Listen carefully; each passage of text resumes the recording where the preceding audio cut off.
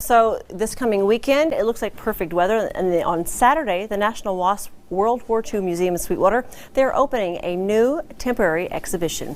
Here to tell us what the exhibit is honoring and who this WASP is, Lisa Taylor, the Executive Director for the WASP Museum from Sweetwater. Thanks for driving over and joining us today. It's my pleasure. We love that the WASP are part of the big country heritage and part of our history. Avenger Field, right here, well, right there in Nolan County.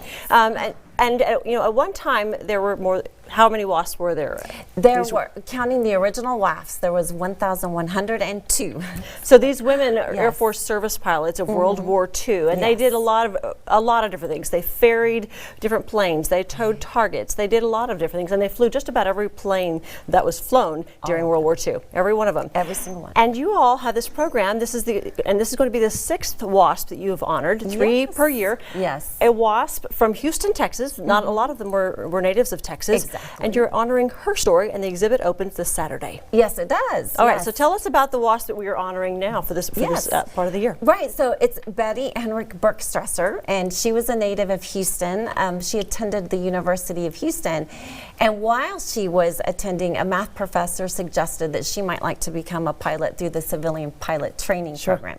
And she jumped at it, and she did that. We're seeing pictures of her here. You know, it was incredible. They had to wear the men's zoot suits in the planes because they didn't have things for women. But these women were audacious, and they were truly pioneers in the aviation industry and for women in air who flew aircraft and even going forward. So all of the women pilots nowadays, you know, they certainly pay their respect and homage to the WASP. And I love that you're honoring and focusing on a different WASP. 3 times a year you've got a new one to talk about.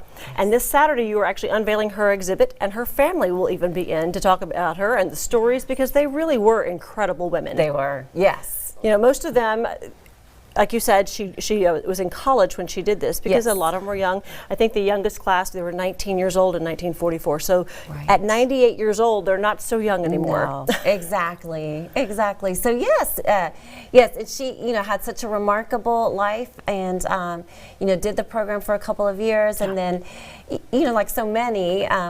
When the program was over, there were no opportunities to fly.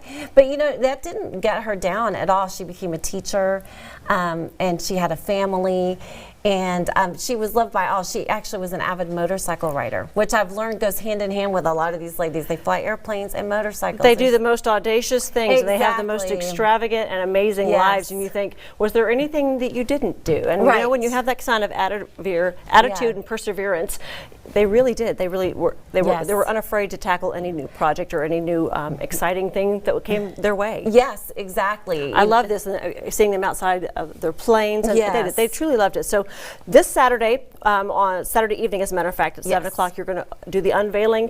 And the public is welcome to come out. It also is a fundraiser for the WASP Museum, because we want to keep this part of history alive. So we want people to come in, join, listen to the stories, and be part of the dance as well. Exactly, right? So the exhibit unveiling's at 7. You'll hear all kinds of stories from the family, and then we have the Mark Haygood and the Texas Tumbleweed Band after that, and we'll be dancing. You know, it's a good Valentine's Day date. It's a great date, and if you've got young daughters out there that are interested in flying, it's a great way for them to see who pioneered the way for them. Exactly, exactly. Lisa, thank you so much for joining us today. I hope you have a huge turnout this coming weekend. The WASP, near and dear to me. I got to plug, yes, my grandmother was one as well, so we love that. We got to get you out there. All right.